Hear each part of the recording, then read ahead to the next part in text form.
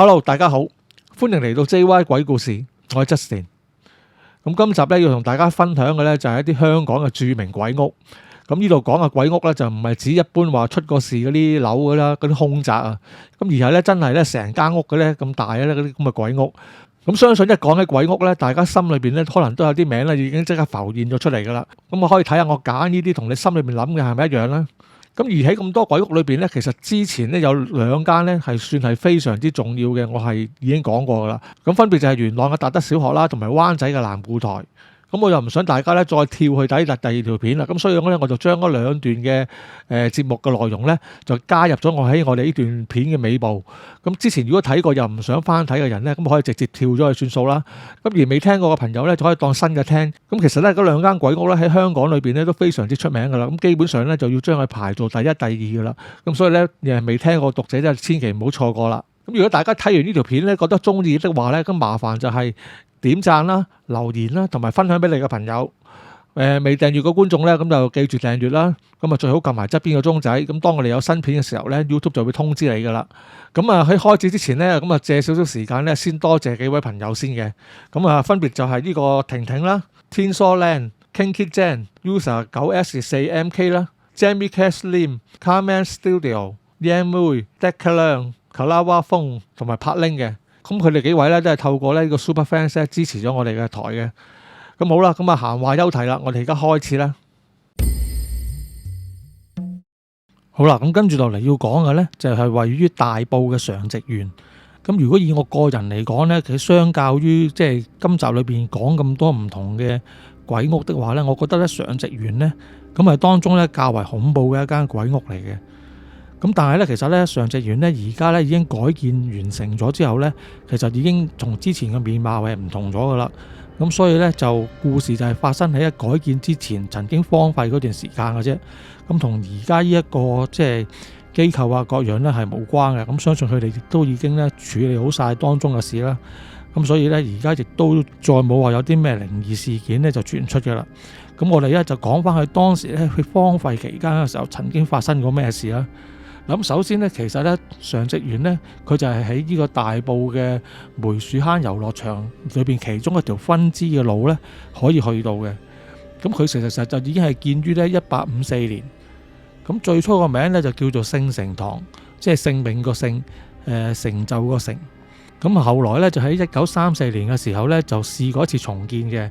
咁嗰陣時咧就正式咧先至將個名咧就叫做常寂園。咁啊，裏邊咧就係取其咧常寂重光嘅意思。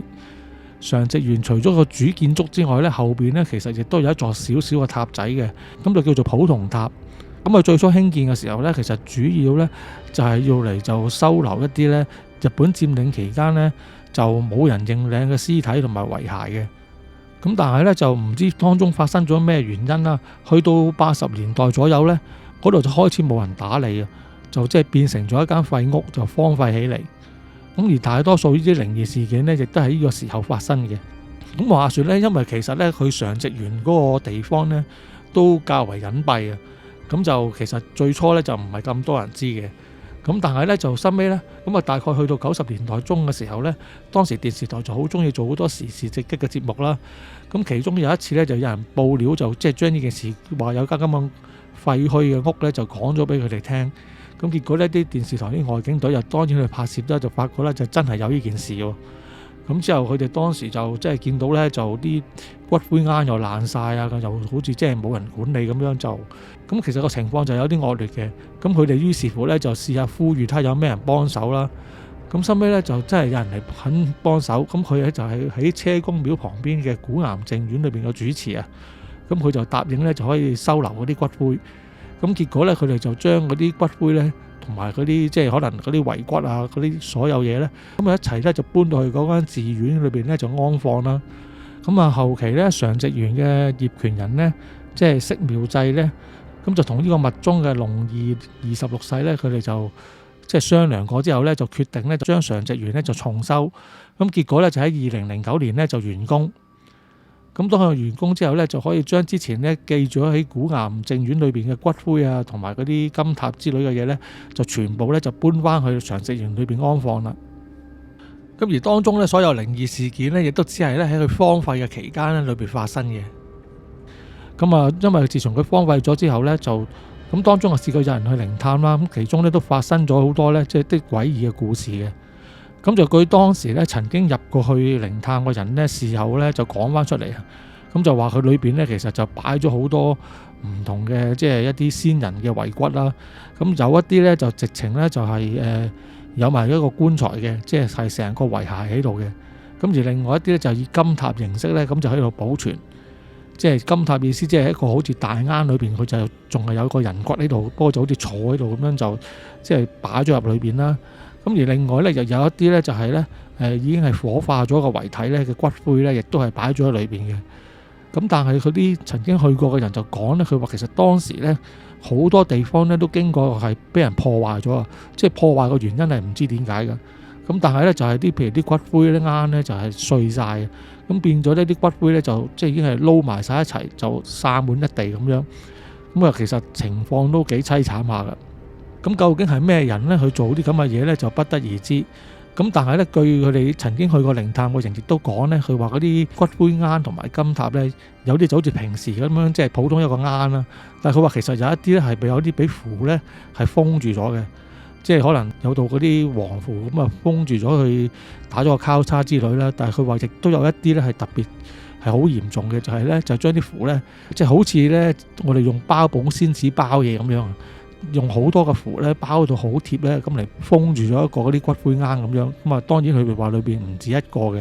咁點解要用到咁重手去封嗰個骨灰罌咧？咁當中咧，咁應該嗰個骨灰嗰個主人咧，應該都幾猛下噶啦。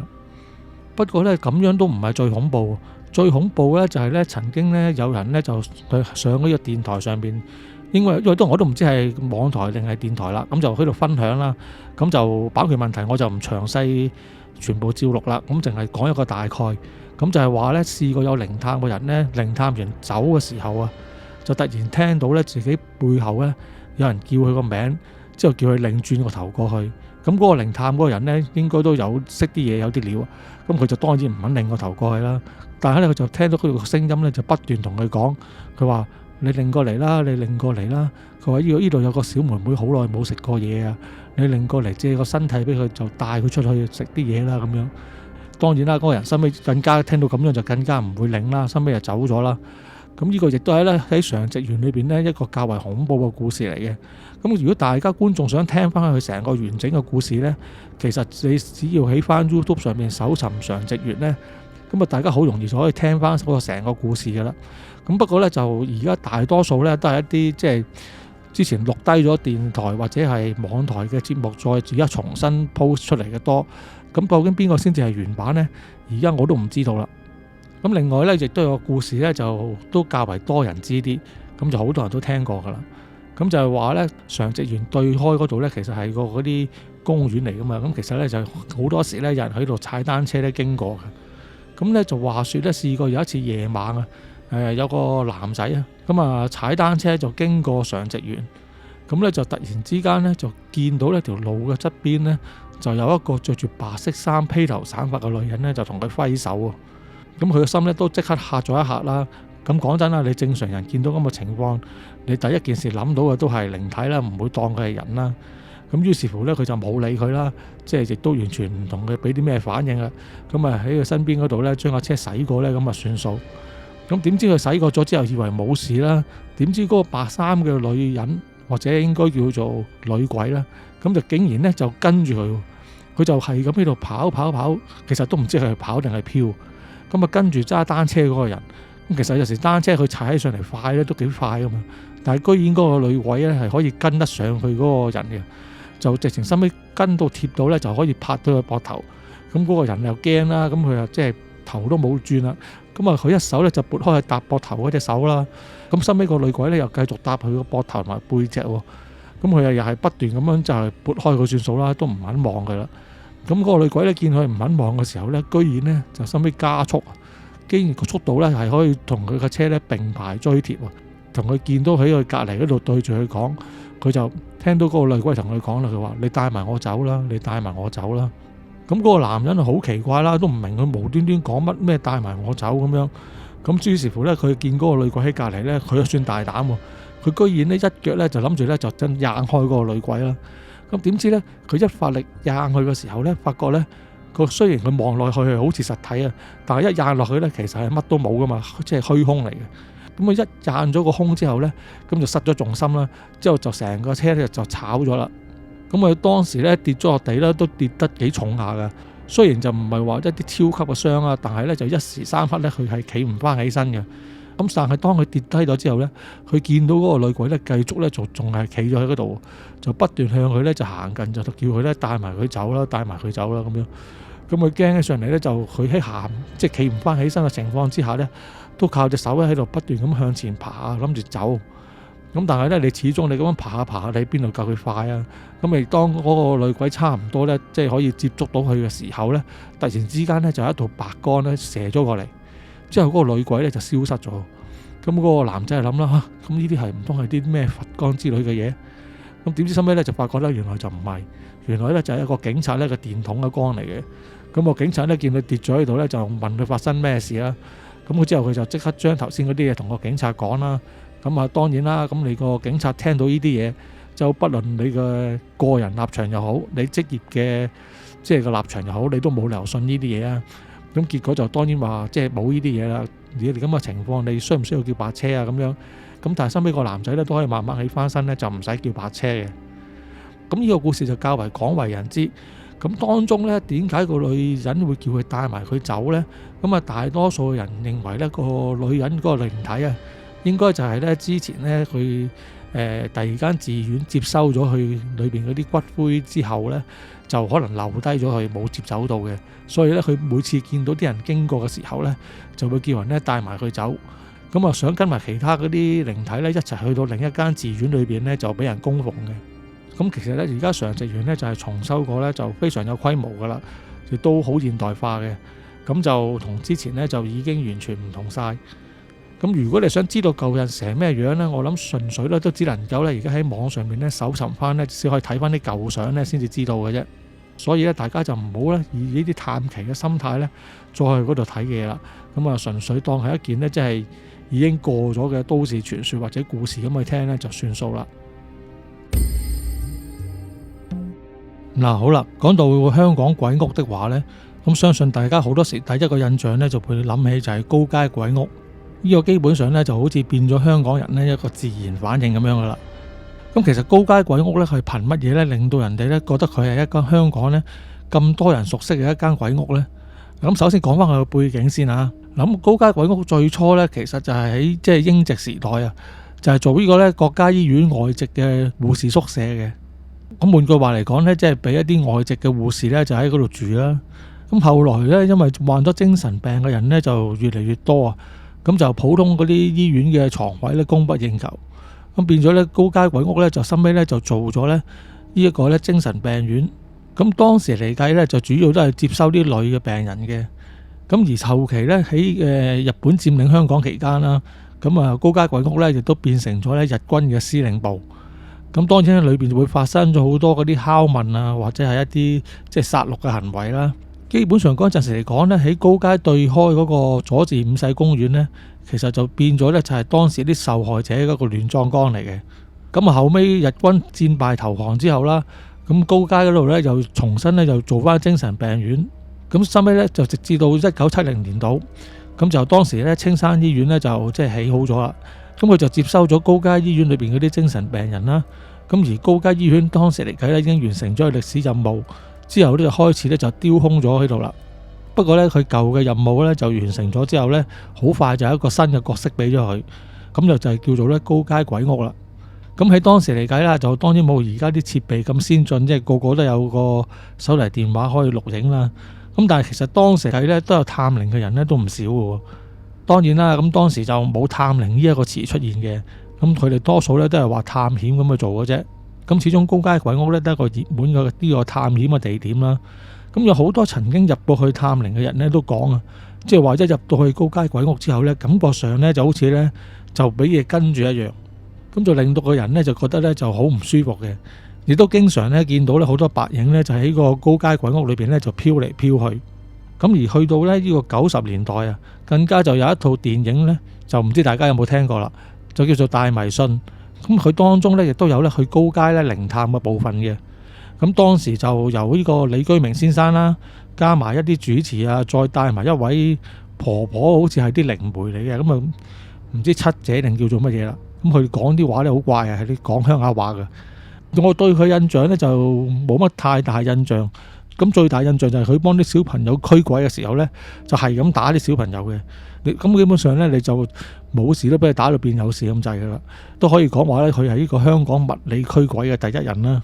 咁啊唔講七姐咁多啦，咁啊講翻成件事先啦。咁因為嗰啲攝製隊咧就有入到去高街鬼屋裏面拍嘢啦。咁拍攝期間咧亦都即係會燒啲衣紙啊，咁啊叫做即係買通嗌就好，增加氣氛咁就好啦。咁當時嚟計咧，就好多人咧都話咧喺嗰一幕咧就見到咧有啲白影咧喺啲衣紙嗰個燒衣紙附近啊，就飄嚟飄去。咁到底呢個咧係真實錄到靈異現象啊，定係一個即係電影效果啦？咁就不得而知啦。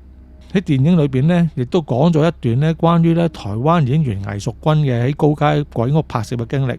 咁啊，魏淑君係邊個咧？咁相信可能如果新一代嘅朋友咧都未必知啊。咁佢就係當年咧同阿譚詠麟咧合演咗一套電影叫做《陰陽錯》，咁佢就飾演一個女鬼嘅。咁自從呢套戲推出之後咧，佢就一片而紅啦。咁所以後期咧佢喺香港咧都拍咗好多電影嘅。咁又講翻喺高街鬼屋拍攝嘅時候嘅怪事啦。咁就話咧，咁佢拍下嘢嘅時候咧就人有三急啊。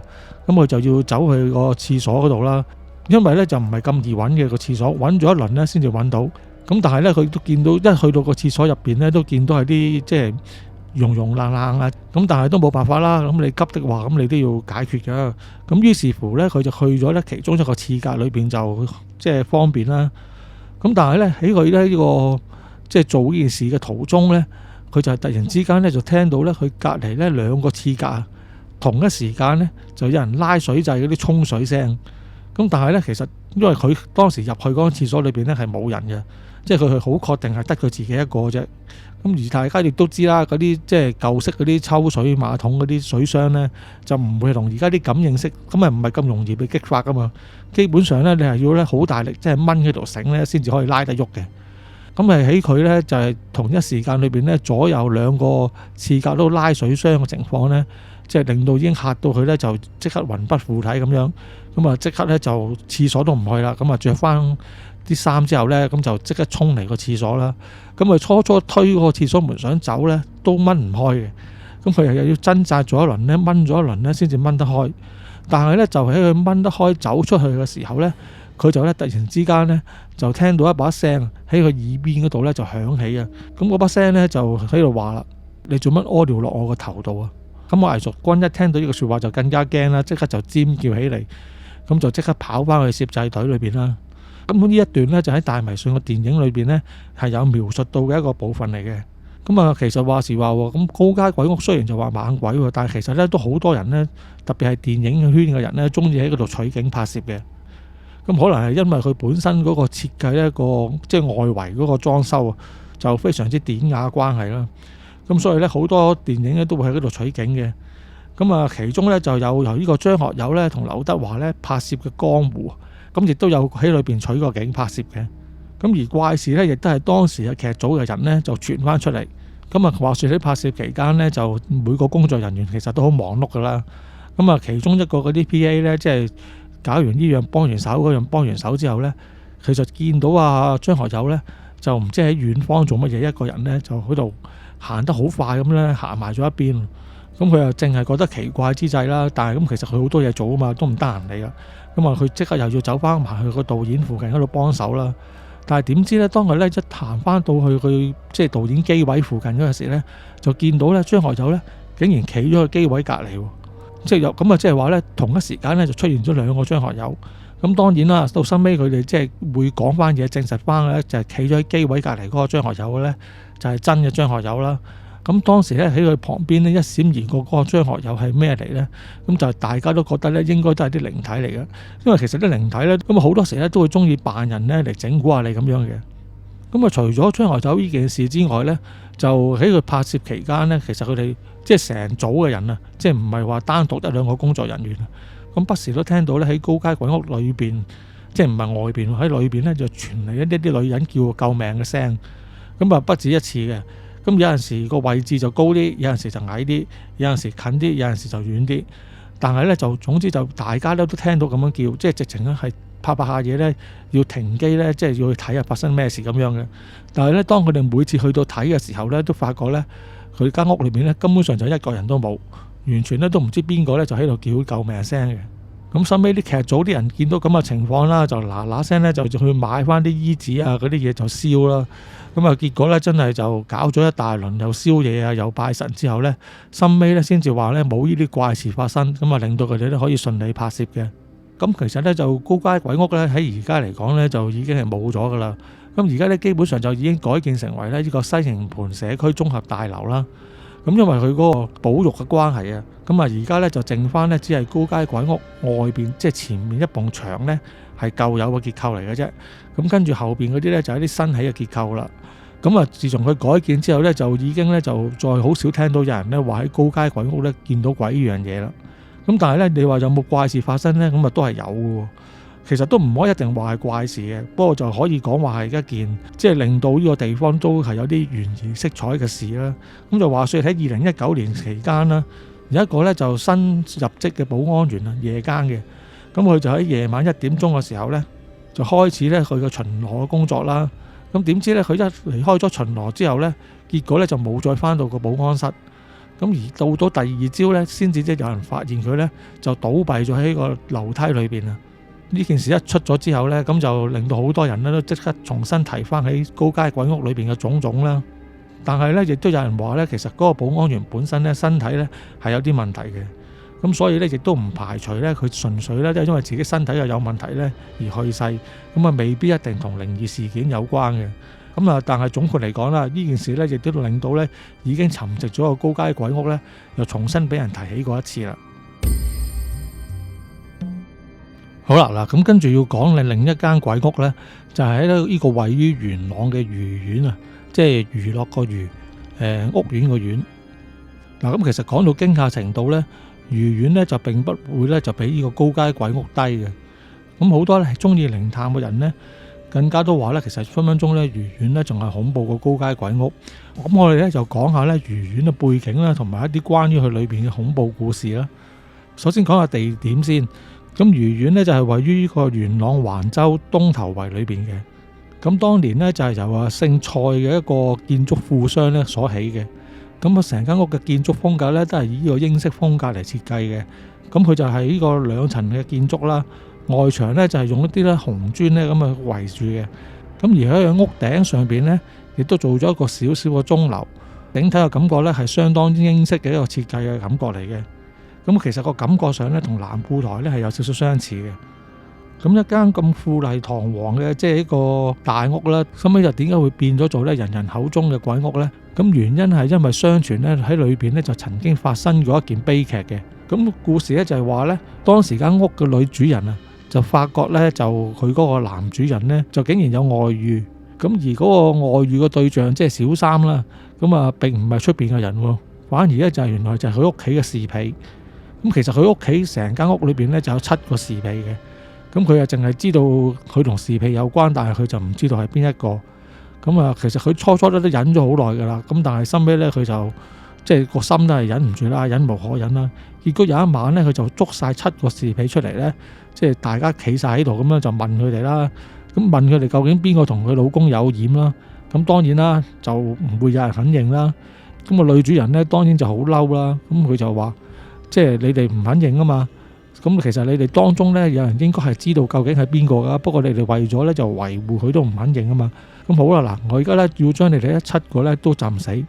嗱，咁如果你哋唔講呢，就要為朋友呢，即係要作出犧牲噶啦。即係個女主人諗住佢用呢個手段的話呢，咁咪即係每個人都怕死噶嘛。咁應該佢知道呢件事嗰啲侍婢呢，咁啊應該知道呢件事嗰啲侍婢呢，就會供出真相出嚟啦。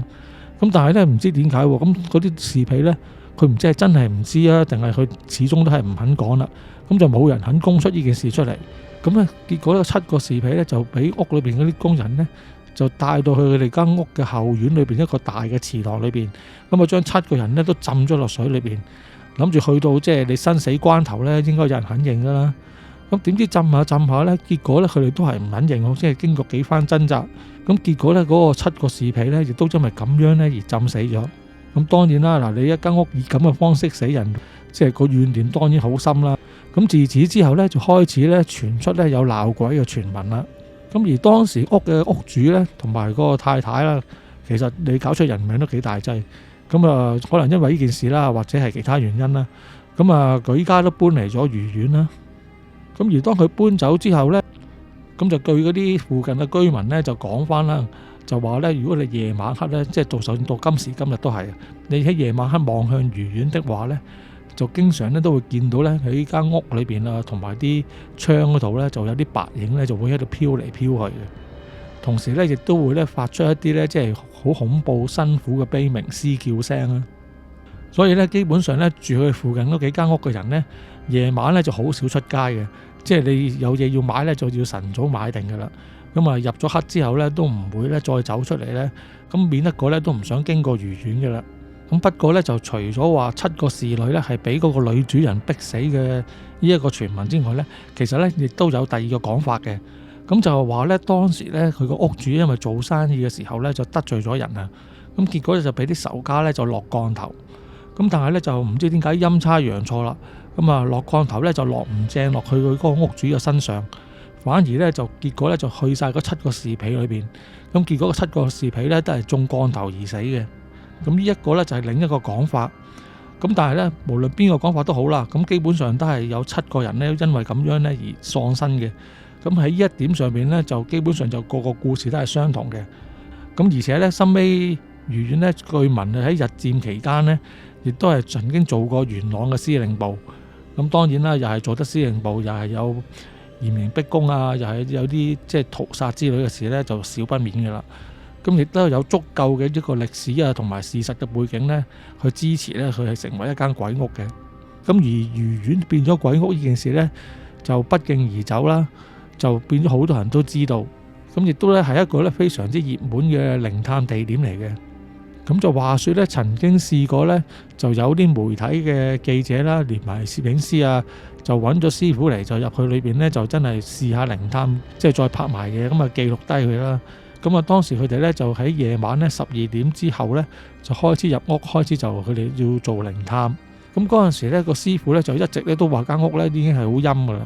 咁而當佢哋行到去廚房嗰度嘅時候呢，個師傅呢就突然之間呢就叫住嗰兩個即係記者同個攝記啦，叫佢哋唔好行入去。佢話裏邊呢原來呢就有4個靈體喺度。咁之後呢佢就話不過佢哋就冇惡意嘅。咁就我哋都係行去第二度啦。咁結果呢佢哋就行埋間屋其他位啦。咁啊而事後呢，在你靈探員出翻嚟之後呢，個師傅呢就話呢其實咁啊除咗廚房嗰4個靈體之外呢，其實喺佢間屋裏邊咧，亦都見到咧，仲有3個靈體嘅，咁夾埋即係7個靈體啦。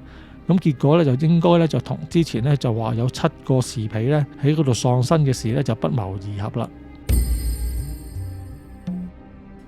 咁啊好啦，咁講開愉園啦，咁亦都要講下咧，同樣位於元朗區嘅另一間鬼屋就係少爐啦。咁其實少爐咧就好近住大街嘅，咁佢就喺元朗嘅大棠路嘅啫。據聞呢，佢就喺40年代嗰陣時就建築噶啦。咁但係後尾咧就唔知因為咩事咧，到70年代咧，咁間屋啲人咧就搬走晒之後就荒廢咗落嚟。咁而就自嗰陣時開始咧就有傳咧嗰度咧就出現咧好多鬧鬼嘅情況。嗱咁但係咧雖然就佢俾人譽為咧就係呢個全港10大鬼屋之首啊。但係當我睇過啲資料之後呢，咁但係呢，我反而都覺得呢，都唔知應唔應該將佢列入呢個鬼屋名單裏邊。咁我哋純粹將佢列做一個廢墟呢，應該就較為適合一啲。咁啊，因為佢哋並唔係想象之中咁恐怖嘅。咁啊，首先講翻啲人點樣形容話佢恐怖先啦。佢哋就話呢間屋呢，就雖然荒廢咗好多年啦，但係每逢入夜之後呢，如果有人行過呢，都會呢聽到裏邊呢，其實就有呢啲打麻雀啊，同埋即係有啲人啊嘅傾偈聲。咁當佢哋再望清楚間屋裏邊呢，就發覺呢就冇嘅，裏邊就係烏燈黑火咁樣，就一片漆黑，根本上就冇人喺度嘅。咁另外呢，亦都有話有司機經過，即係沿住大棠路經過駛嘅時候呢，經過呢個兆路出邊嘅時候呢，就會見到一個白色嘅老翁拎住拐杖啊。咁佢就喺兆路裏邊呢，就穿過到大門飄出嚟，之後呢，就走去馬路嗰度。咁而當個車呢差唔多撞到佢嘅時候呢，佢就突然之間伏一聲咧，咁就變咗一陣煙咧，咁啊散開咗，咁就冇咗啦。咁我個人嚟講咧，就覺得佢呢啲只不過係一啲好普通嘅都市傳說啦。咁因為咧，其實咧，許紹路而家咧，其實已經俾人買咗個業權㗎啦，俾即係啲發展商。咁將會咧就會一邊喺保育嘅原則下咧，會重建成為老人院。咁而佢未俾人收購之前呢，其實睇翻啲資料相啊，都會睇到咧。咁其實咧，佢個門口附近啊，其實咧都係做緊個臨時停車場嘅。咁係其實有好多車泊喺度嘅。咁如果真係咁猛鬼咧，啲人啊點會泊車咧？泊到去門口啊？咁所以咧，呢個就叫做我哋講鬼屋，就順手介紹一下啦。咁應該就唔係咁鬼嘅一間鬼屋嚟噶啦。咁而屋裏邊呢，就不論係真正嘅記載或者傳聞都好啦，亦都冇發生過啲乜嘢即係不幸之類嘅事件嘅。咁所以啲靈異之說呢，根本上就唔知由邊度嚟。好啦，咁跟住落嚟講呢間鬼屋呢，就較為特別。因為咧，我哋先前講嗰啲咧，就無論佢係清拆咗又好，改建咗又好啊，咁嗰間鬼屋咧都有個確實嘅地址噶嘛。咁但係咧，而家要講呢一間咧，基本上咧就係完全冇嘅。所有而家網上邊其他播主講嘅報導咧，都係來自一份報紙嘅剪報嘅啫，就係呢個《香港工商日報》。咁而佢報紙裏邊嘅報導咧，就因為冇講到確切地址啊，咁所以而家大家咧都基本上係冇法子知道咧嗰間屋嘅地址喺邊一度嚟嘅。咁但係既然佢係咁出名啦，咁佢哋就姑妄言之，我哋就姑妄聽之。咁我哋都照講一講啦。話說咧，就係喺山頂白加道裏邊咧，就有間咧2層高嘅一個豪宅啦。咁即係啲花園洋房啦。咁當時咧係一個咧外國官員咧喺裏邊住嘅。咁樣本來呢啲身份顯赫嘅地方，照計唔會無端端出現啲鬧鬼嘅情況啊。咁但係咧就原來呢件事咧出現咗喺一個女傭嘅身上。咁就話說當時咧嗰個官員咧屋企咧就請咗2個女傭，即係當時嗰啲叫做馬姐啦。咁就一個咧就50零歲，一個就20零歲。咁咧就係，但係咧忽然之間有一日咧，嗰個50零歲嗰個馬姐突然之間就唔知因咩事咧睇唔開咧，就懸梁自盡啦。咁啊，佢過咗身之後咧，就怪事亦都開始發生啦。因為佢過完身第2日之後咧，嗰個20零歲個馬姐啊，居然咧就喺工人房裏邊咧俾人發現咧就去暴斃身亡。咁咧就咁都仲未算奇怪喎。之後咧過多2日之後咧，連個屋主咧亦都喺屋裏邊咧就暈咗。咁幸好咧，就當時咧就有人發現咗之後，就叫咗10字車，即係送去急救啦。咁啊，先至冇性命危險啦。咁但係咧，佢知道咗嗰間屋鬧鬼呢件事之後咧，佢係深尾咧出咗院之後咧，連屋企都冇返，結果就舉家一齊咧就搬離咗嗰棟大廈嘅。咁後尾啲人咧就查返啦，點解最初50零歲嗰個馬姐咧，即係會睇唔開做傻事啦？咁原來咧就話咧，因為咧佢哋嗰啲馬姐係即係梳起唔嫁噶嘛，即係佢啲身都諗住就唔會靠男人噶啦，咁就自己之後就做嘢咧，靠啲積蓄咧就養活自己咁樣嘅。咁佢就講佢咧辛辛苦苦咧就剩咗咧幾千蚊，咁係諗住咧第日要嚟退休養老啊，同埋即係做呢個棺材本嘅。但係咧就佢有一個嗰啲侄仔嗰啲親戚啊，就同佢借錢啊，就話想做生意啊，結果咧就借咗佢一筆錢去，咁但係其實咧佢當然就唔係真係做生意啦，而係攞咗去可能唔知賭錢啦，定係花天酒地啦，咁結果筆錢咧就一去冇回頭，咁所以咧結果嗰個女傭咧就一時睇唔開之下咧，咁就做嗰啲傻事就即係走咗啦。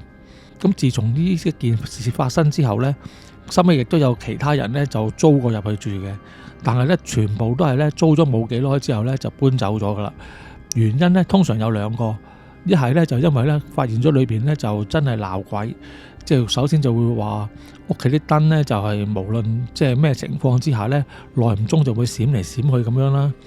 咁跟住咧夜晚咧亦都會聽到啲女人嘅喊聲啊，同埋有啲腳步聲喺走廊度行。但係當佢睇嘅時候咧，又即係見唔到人咁樣啦。咁呢一啲咧就通常就覺得係因為鬧鬼，咁所以啲屋主咧就頂唔順咧，咁就會走咗。而另一個原因就係咧，啲屋主本身咧又冇見過啲咩怪事，可能時運高，但係咧因為嗰啲其他佢請翻嚟嗰啲女傭咧，就全部都見到嗰啲靈異事件，即係都有遇上過。咁變咗咧個個咧做咗冇耐咧之後就辭工，咁變咗咧咁大間屋咧你就冇工人喺度幫手咧，即係基本上就打理唔掂噶嘛。咁結果咧啲屋主咧都無奈要遷出嗰層樓噶啦，咁就睇翻當時嗰一份報紙啦。咁其實就個記者呢，即係當年採訪嗰個記者，聽到呢啲事之後呢，都居然真係咁夠膽呢走入去裏邊呢，即係去睇下間屋究竟咩情況，因為間屋已經荒廢咗啊嘛。即係可能佢都算係即係第一代嘅靈探嘅人嚟噶啦。咁樣佢入到去呢，就發覺呢間屋呢其實就相當破落啦。咁但係呢，你話有冇遇到啲恐怖嘢呢？佢又冇遇到嘅喎。咁啊，佢純粹呢就係即係北綠灣，即係間屋就一片頹垣敗瓦咁嘅即係情況啦。咁其實呢篇報道呢，就我睇翻份報紙，因為只係一小角嘅地方啦。咁我覺得係應該就唔係啲咩頭條之類嘅新聞嚟嘅。咁可能呢，就只係一啲即係副行啊、性質啊嗰啲咁嘅一啲報道嚟。咁就由於真係地址不詳啦，咁咪變咗我都冇法子再考究究竟係邊一度嚟，所以咧喺度咧亦都唔好即係花太多時間講佢啦。咁大家只係當佢一個短故事咁樣聽一聽咁就算啦。好啦，嗱咁如果要講到咧灣仔區嘅最恐怖嘅地方咧，咁就不得不提咧就係南固台啦。咁南固台咧，咁咧佢就係建於咧1918年，咁係由一個咧姓杜嘅富商咧咁樣起嘅。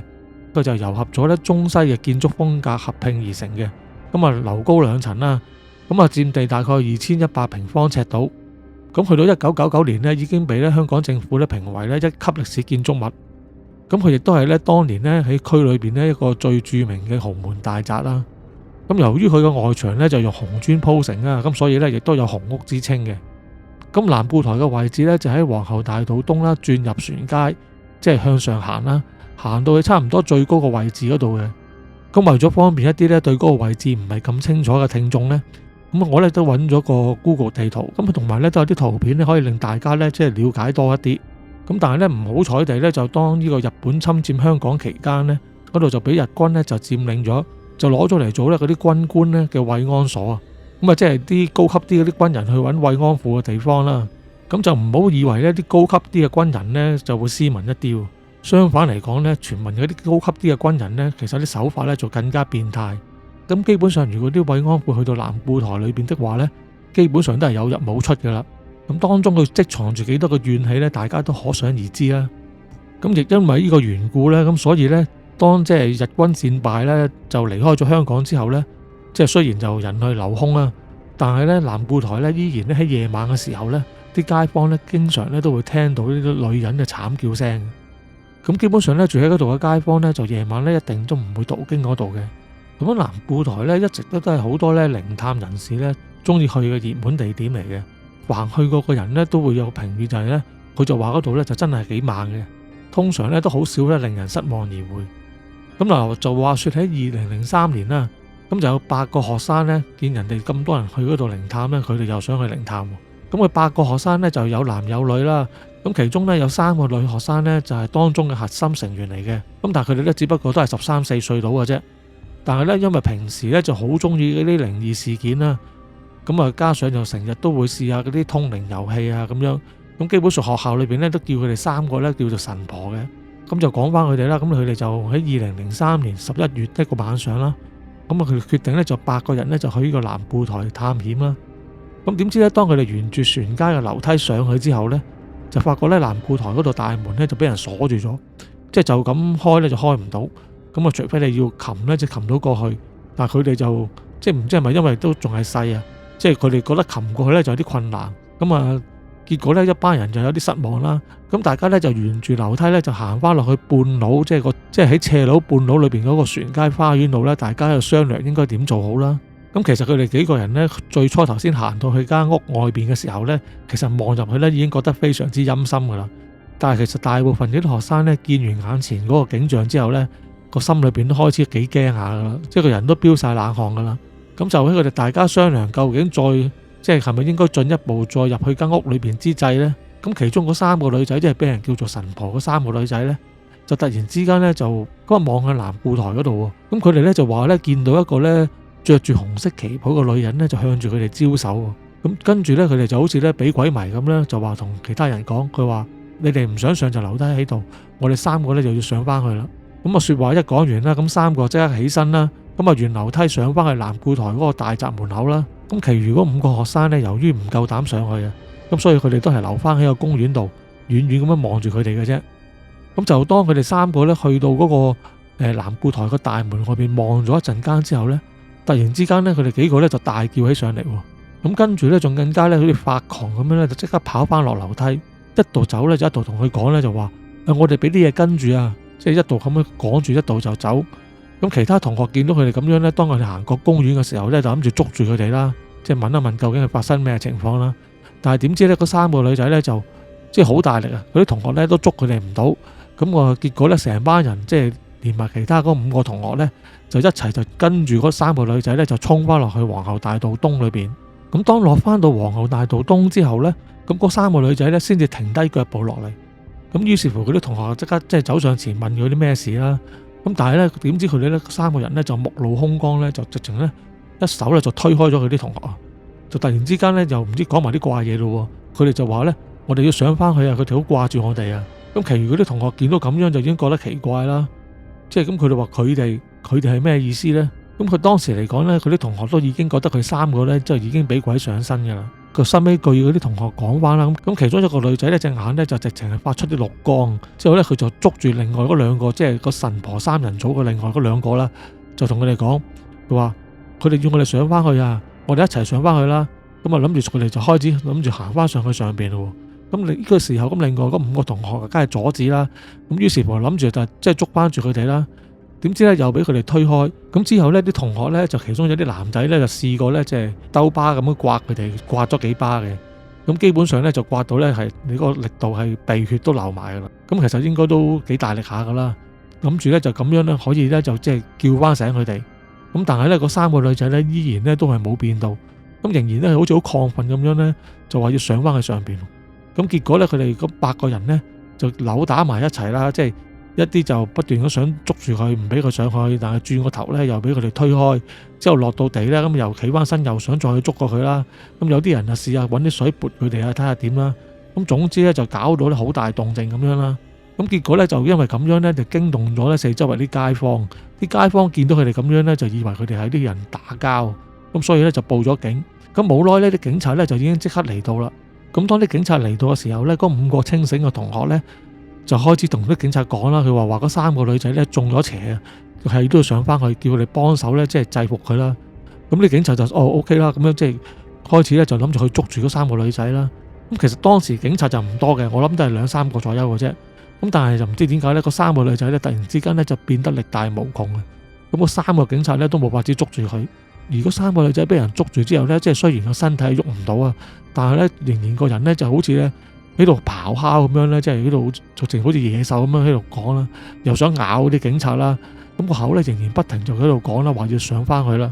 咁呢後尾呢，佢哋直情呢就係救護車嚟到之後呢，係要俾人呢即係用嗰啲約束帶綁住呢，先至可以送上救護車嘅。咁嗰3個女仔呢，俾人送咗去醫院之後呢，咁啊做咗好多測試啊嗰啲嘢啦。咁就其實驗過啲尿之後咧，都發覺咧，咁佢哋就冇進食過任何精神科嘅藥物嘅。咁啊，純粹咧係突然之間咧，唔知點解咧個人咧就發咗狂咁。而整件事咧，報紙亦都有報導嘅。咁而經過咗呢一件事之後咧，其實原本已經沉寂翻落嚟嘅南固台咧，好快咧又再次咧又變咗咧就係城中裏邊熱烘烘嘅一個話題嚟啦。嗱咁其實除咗2003年呢單新聞之外咧，咁其實喺南固台嗰度咧，之後咧仍然有好多唔同嘅怪事發生嘅。咁例如咧試過有一對咧情侶啊，咁啊2個都好中意靈探嘅，咁啊諗住去南固台嗰度探險啦。咁點知去到嘅時候咧，就發覺咧道門咧就已經鎖住咗。咁佢2個咧又即係身手冇咁好啊，咁啊就爬唔到入去。咁結果咧就攞住部相機，將隻手咧就伸入咗個鐵閘裏邊，咁就四圍喺度拍下嘢咁樣啦。咁就到收尾拍完嘢之後，翻到佢屋企咧。喺電腦度睇咧，就發覺嘅相裏邊咧有好多咧都有啲靈異現象喺度嘅。咁例如咧又見到一啲粉紅色嘅，好似小朋友咁嘅人頭喺間屋嘅牆上邊啦。咁另外咧亦都影到咧一個咧着住白袍咧半透明嘅人影喺裏邊嘅。咁而當中咧最恐怖一件事咧就真係有人出咗事嘅。咁就喺2008年咧有一個男人啦，咁啊因為失業困擾嘅原因啊，咁啊結果就帶住遺書咧，對開嘅山邊上邊一棵樹度咧吊輕生喎。咁到救護員嚟嘅時候咧，咁就已經過咗身啦。咁你亦都可以講話咧，喺南固台附近咧又再添多一個冤魂，更加增加咗喺船街呢一區嘅詭異氣氛。咁而喺南固台隔離嘅聖路奇中學呢，亦都係同樣出名啦。因為其實當年做慰安所咧，除咗南固台之外呢，隔離嗰個學校都即係聖路奇中學呢，都同樣被佢哋啲日軍佔據咗攞嚟用嘅。咁所以當然啦，到而家呢，仍然有居民呢，就成日有時話見到夜晚呢，呢個學校裏邊會有啲燈光呢閃嚟閃去啦，同時呢，亦都會聽到啲女仔嘅慘叫聲。咁首先今次同大家講嘅呢，就係好似標題咁所講啦，就會講達德學校。咁主要揀達德呢，就係因為曾經應承咗一位聽眾阿海欣，佢想就聽一聽達德學校。但係其實呢，呢個題目對我嚟講呢，相對嚟講係有啲為難嘅。咁首先第一就係呢，達德本身就有好多唔同嘅播主講過啦。咁我亦都唔見得有本事可以講得比佢哋好。而第二呢，就係本身發生喺達德嘅故事呢，都係一啲好零碎嘅片段啊，就好難將佢湊合成一個完整嘅故事。咁所以經過咗搜集咗資料之後呢，咁我就決定呢，就將達德裏邊一啲傳說之中嘅一啲即係瑣碎嘅故事呢，就將佢以故事嘅形式呢，就合併埋一齊，咁就以小說咁樣就當一個故事咁就講晒出嚟，咁就希望大家會喜歡呢個形式啦。咁樣今次故事嘅主角呢，就係關於呢5個呢喺元朗一間中學裏邊嘅初中生發生嘅故事嚟嘅。咁當中帶隊嘅呢，就叫做富仔啦。咁佢呢，就揾埋其餘4個同學呢，就組織咗一隊呢，就係佢哋所謂嘅靈探小隊啦。咁啊諗住去呢達德學校裏邊探險嘅。咁所以呢，有一日放咗學之後呢，大概佢哋搭埋車之後呢，就4點零鐘左右呢，就嚟到達德小學嗰度。咁個天色呢，就其實都係陰天嘅嗰日，咁所以個天色都係較暗嘅。咁但係對佢哋嚟講呢，就覺得個氣氛呢就更加好啦。咁因為當年呢，達德個大門呢就仲未有鎖，同埋未有呢個護衛看守嘅。咁所以呢，佢哋好順利咁樣呢，就喺正門呢就可以入到學校。咁佢哋一入到學校之後呢，咁就喺個學校嗰個大嘅空地上邊行下先啦。咁其實嗰度呢，都見到呢，佢哋後山呢有啲生墳喺度嘅。咁呢啲呢，都係一啲原居民佢哋呢一啲祖先留低落嚟嘅一啲生墳嚟嘅。咁就喺睇嘅期間呢，有個叫做羅華嘅女仔呢，就話呢見到一個呢着住紅色長裙嘅女人呢，就坐咗喺嗰個生墳度。咁其他人聽到呢，咁就覺得好雀躍啦，咁就分分鐘問喺邊度啊咁樣啦。咁啊羅華就指俾佢哋睇啦。咁但係呢，其他人呢，就發覺就見唔到嗰個女人喎。咁仲話羅華就講大話啦，喺度製造氣氛啦。但係其實羅華真係見到嘅，咁所以呢，佢個心呢，都開始有啲唔係咁舒服噶啦。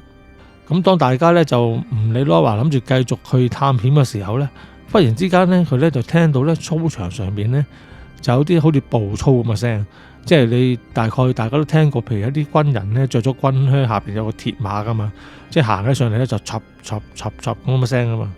咁就聽到啲咁嘅步操嘅聲，咁就由遠至近，咁慢慢呢，就好似有一隊好整齊嘅人呢，向住佢哋幾個呢行近佢咁樣。咁啊，就喺佢哋大家咧突然之間覺得好突然而唔知應該點做之際呢，咁佢哋突然之間就聽到啲狗吠聲。咁佢哋擰轉頭一睇啦，咁就發覺咧有幾隻野狗咧就由嗰個大門入口嗰度咧就行咗過嚟，咁就對住佢哋係咁吠，仲不斷向佢哋行近。而隨住呢啲咁嘅狗吠聲嘅響起咧，嗰啲步操嘅聲咧就都慢慢消失咗。咁但係咧嗰啲野狗咧就越吠咧越嚟越吠得緊要啊！後尾咧就直情咧就跑向富仔佢哋幾個添。咁富仔佢哋驚啲狗啦，但係咧佢哋就喺入口嗰度走過嚟噶嘛。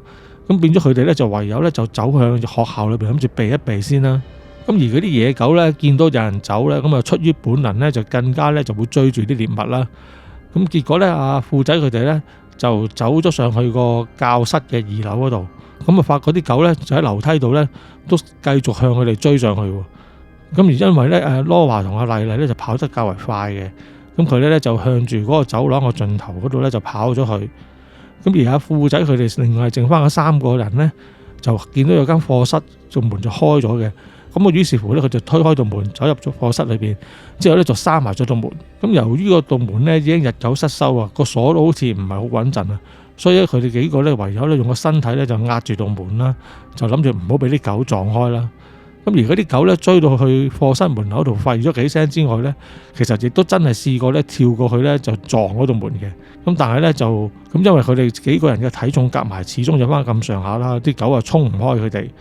咁於是乎啲狗見冇辦法咧，就繼續咧轉頭咧去追翻阿羅華同阿麗麗啦。而呢個時候咧，阿羅華同阿麗麗咧亦都已經走到去咧走廊尾咧嗰個廁所裏邊。咁啲狗咧其實就本來一直就狂追住佢哋嘅。但係咧，當佢哋追到咧離個廁所咧大概5米左右嘅時間咧，啲狗咧就突然之間咧即係急速停下腳步啊！即係前腳咧伸直晒，劇聲咁樣，即係急停自己啊！睇落去咧，佢哋好似好怕咧嗰個廁所裏邊咧有啲唔知乜嘢喺度咁樣。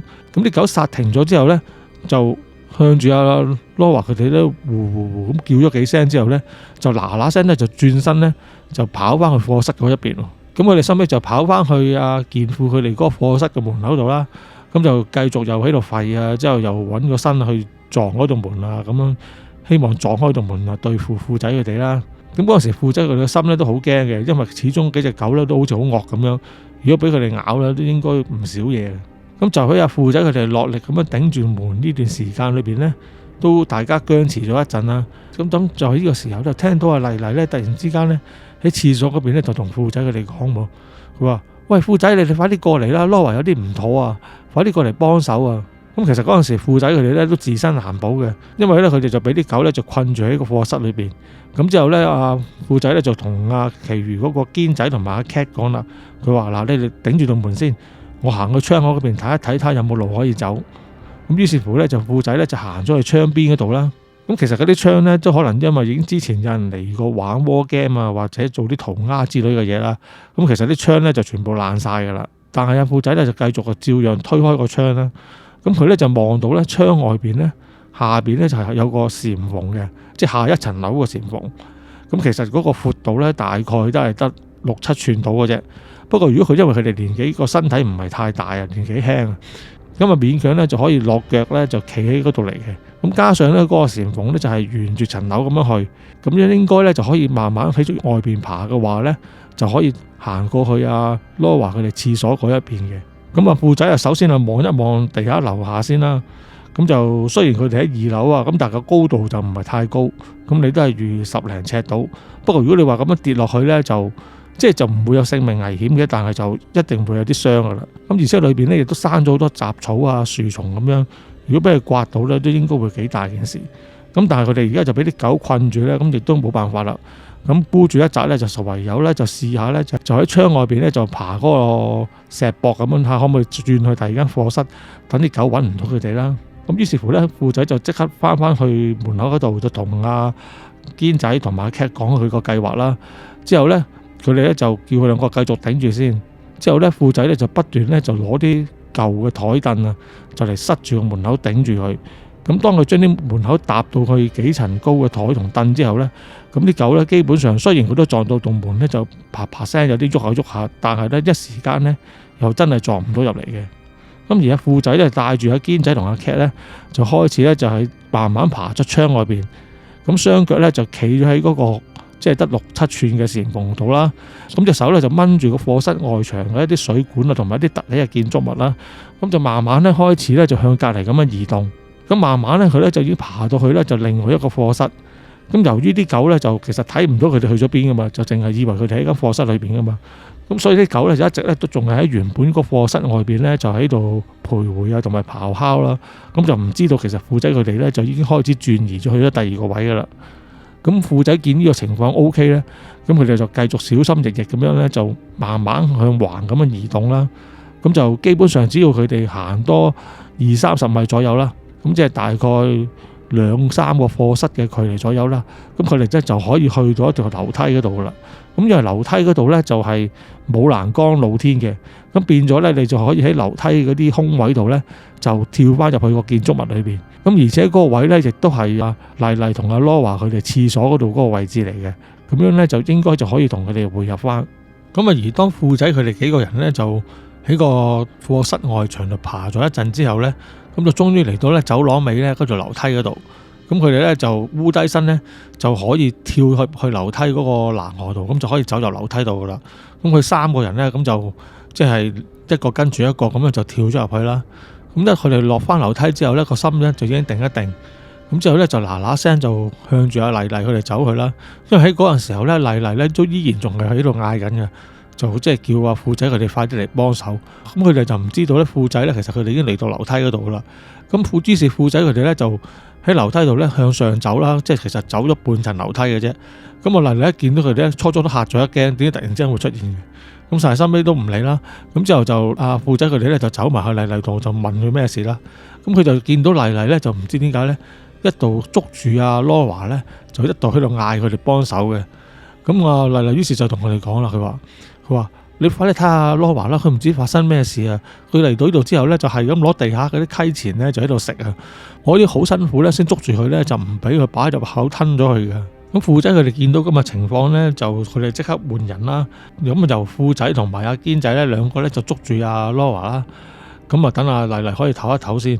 咁佢始終係兩個男仔啊，咁就大力啲嘅，咁就真係可以捉住到阿羅華個人。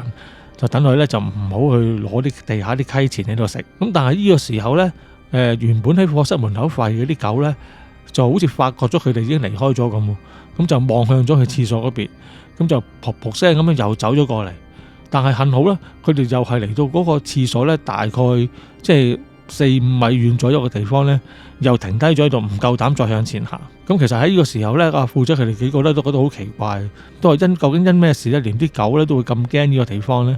咁而就喺阿富仔佢哋奇怪之際咧，佢哋突然之間咧喺佢腦裏邊咧就響起咗一把女人嘅聲音。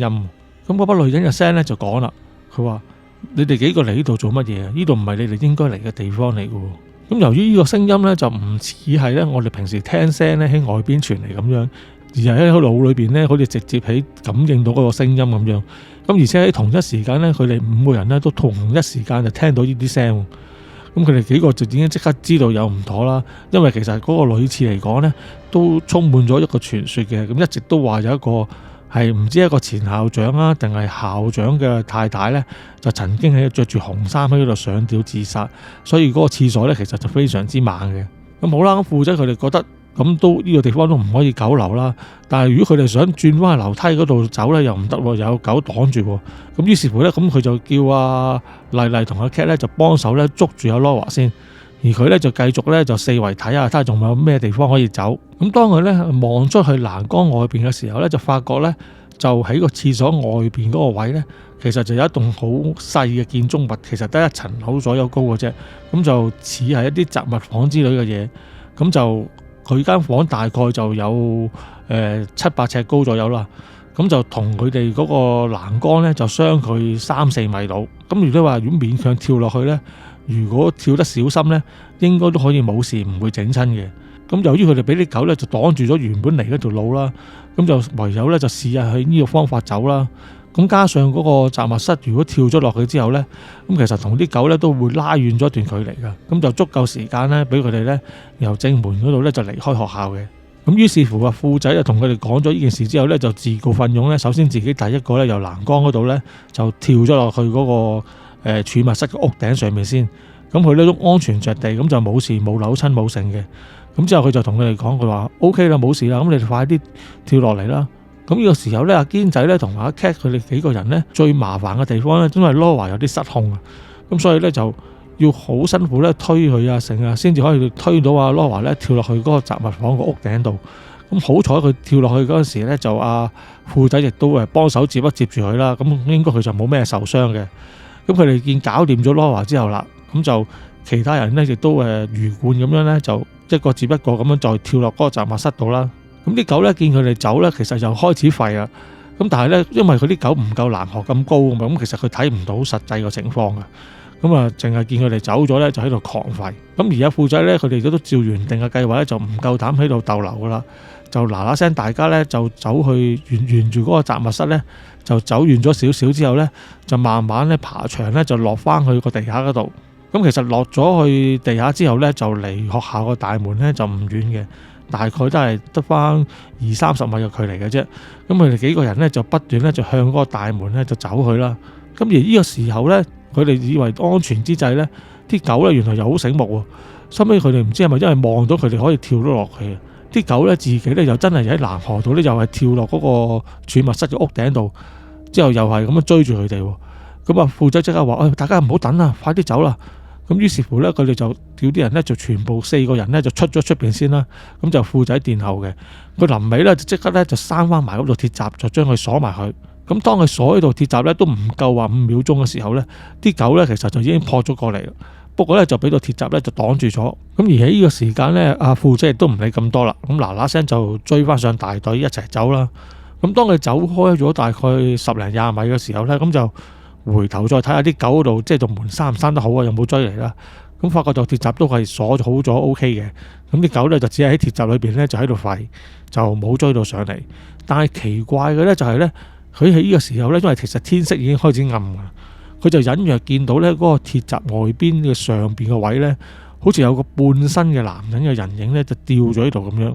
咁見到咁嘅情況呢，阿富仔嘅視線就停留咗喺嗰個白影上邊啦。咁而嗰個白影咧，慢慢咧就好似咧，即係佢吊住咗啊嘛，就轉下轉下咧，由側面咧就轉咗係正面咧，向住富仔嗰度。之後咧，仲舉高嘅手咧，就同佢好似揮手咁咧，揮一揮手。咁去到呢個時候咧，富仔咧先至識得驚，即係知道啊，呢個又應該係如果啲靈體都唔係好嘢嚟嘅。咁於是乎亦都唔睇啦，嗱嗱聲咧就跟翻佢哋大隊咧，就離開學校先啦。咁於是乎咧，富仔佢哋幾個人咧，咁就沿住學校門口咁就諗住跑翻去大路嗰度啦。咁其實由學校門口去大路嗰條小山路咧就唔係好長嘅啫。基本上如果你跑住嚟計咧，你唔使1分鐘已經跑過咗噶啦。咁但係咧有樣嘢奇怪就係咧，佢哋跑咗一陣間咧，發覺咧跑嚟跑去咧都喺原地嗰度跑緊喎。佢哋點解咁清楚會覺得佢哋喺原地嗰度跑咧？因為咧喺嗰個山路裏邊咧就有一個咧就細細地嘅地主公嘅像喺度，咁有個地主公喺度嘅。咁因為咧佢哋唔知點解咧跑住嚟跑去咧，其實不停咧都會見翻咧嗰個地主公嗰個像喺度。咁即係咧佢喺原地度咧都冇乜點跑到。咁佢哋心急起上嚟咧，阿富仔咧就同其他人講啦：咁我哋不如拜一拜個地主公，叫佢哋幫一幫我哋手，俾我哋快啲走出呢度啦。咁之後大家咧就聽富仔講啦，就大家一齊跪低啊，咁喺度拜一拜啦。咁啊奇怪嘅就係咧，佢哋拜完之後咧冇幾耐咧，咁佢哋就真係可以走出咗嗰條山路，咁就翻去大街嗰度。咁雖然咧就暫時叫做離開咗呢個危險嘅地方啦，咁但係佢哋亦都唔夠膽停低啦。咁佢哋亦都一條氣咧，咁就繼續走到去輕鐵站嗰度。咁而當阿富仔佢哋幾個人咧就去到輕鐵站啦，終於即係舒一口氣，諗住叫做冇事嘅時間咧，咁就原本已經係咧呆滯滯嘅羅華咧，突然之間咧就喺度狂性大發喎，喺度大叫啊，喺度掙扎咧，就拱開佢身邊啲人。咁啊，富仔佢哋幾個人見到咁樣咧，就嗱嗱聲即係大家合力。初就2個女仔嘅，咁就睇下可唔可以即係捉住佢，真係唔好叫啊，唔好亂咁走啦。但係嗰個女仔咧就竟然咧就唔夠羅華咁大力喎，咁就咧拱開咗個其餘阿麗麗同阿 Cat。咁啊，富仔同阿堅仔咧見咁嘅情況都唔理啦，咁佢哋都去幫手咧，咁佢哋夾手夾腳捉住阿羅華。咁但係唔知點解羅華嗰剎那咧就真係非常之大力啊！即係合佢哋4個人之力咧，基本上咧都捉唔住佢。咁啊，富仔咧就即刻咧就隨身咧就有支水嘅，咁就諗住咧就即係可唔可以撥醒阿羅華啊？咁點知撥完之後咧，其實都完全冇好轉。咁阿羅華仍然咧就喺度大吵大鬧咧，喺度嘈。咁佢哋收尾咧即係見到咁嘅情況咧，都係搞唔掂。結果咧就唯有咧就報警咧，叫警察嚟幫手。咁好快咧，警察就嚟到啦，同埋救護員亦都嚟到。咁佢哋咧合力咧就將阿羅華咧就綁住咗喺嗰架救護車嗰張擔架床上邊啦。咁啊走咗上救護車，咁就送咗佢去醫院。咁係直至到咧上咗救護車依剎那咧，其實羅華咧先至稍為咧個人咧就平復咗翻一啲嘅啫。咁而呢件事後咧就聽阿羅華咧收尾就冇事嘅，而聽佢講翻咧，佢就話咧其實喺佢自己都入咗學校喺廁所之後咧，其實個人咧個意識咧開始好模糊，咁就淨係睇到咧好多人咧慘死嘅景象，咁就變到個人咧所以個情緒咧就失控。咁但係究竟嗰啲影像係咩咧？佢亦都唔知道嘅。不過幸好就係咧，收尾就啲醫生就譬如同佢打翻鎮靜劑啊，各樣都係休息咗一輪之後咧，咁佢就收尾都冇事，可以恢復翻正常嘅。咁而富仔佢哋幾個咧去達德探險嘅故事咧，亦嚟到呢度咧就完結咗啦。嗱，咁故事啊講完啦，咁或者咧都講一講翻咧達德學校嘅背景，點解一間就咁廢棄咗嘅一間小學咧會變咗做一間咧，即係唔止香港啊，世界知名嘅一個即係鬧鬼嘅地方啦。因為好多年之前呢，就國家地理頻道定係唔知好似 BBC 呢，都曾經咧就話佢係呢個亞洲10大猛鬼地方嘅其中之一嘅。咁其實達德裏邊之所以有咁猛鬼嘅傳說咧，咁其中最主要嘅一個原因咧就係話咧，就係喺佢2樓嘅女廁裏邊咧，就曾經有一個校長咧就着住紅衫咧喺度上吊。咁亦都有話咧，嗰個就唔係校長，而係校長嘅太太。咁就即係究竟係邊個咧，就不得而知。不過試過咧，就曾經有人咧就翻查過記錄咧，就發覺咧達德裏邊咧其實就冇發生過呢啲咁嘅輕生嘅事件嘅。而且大家亦都可以回心一諗，就係其實如果只係一個人咁樣輕生咧，其實呢個世界好多地方都有啊，都冇可能話令到呢個學校咧成間都變成一間咁猛鬼嘅地方。咁所以再深咧再睇啲資料咧，就發覺咧其實達德本身咧都有一啲咧唔尋常嘅歷史背景嘅。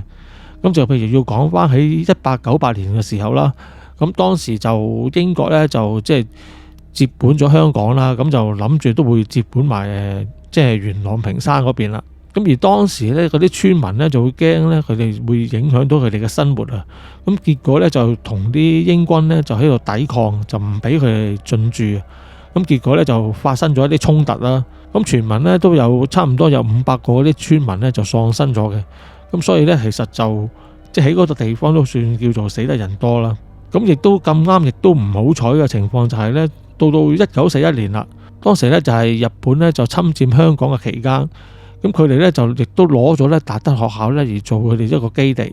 咁當中除咗一般嘅基地用途之外咧，咁就譬如敲打一啲囚犯啊、俘虜啊，或者殺害一啲平民嘅事咧，亦都即係無人無知嘅。咁而經過呢2個咁大嘅歷史事件之後呢，咁其實嗰笪地方呢，相信應該亦都真係曾經死咗唔少人。而你話喺嗰笪地方呢，積聚咗好多呢，即係冤魂不散嘅陰靈呢，亦都唔係一件話冇可能嘅事。咁或者呢，呢2段悲慘嘅歷史呢，咁先至係呢達德小學鬧鬼呢嘅真正嘅起源。好啦，咁今次嘅故事呢就嚟到呢度，咁啊希望大家中意啦。咁我哋下次再傾過，拜拜。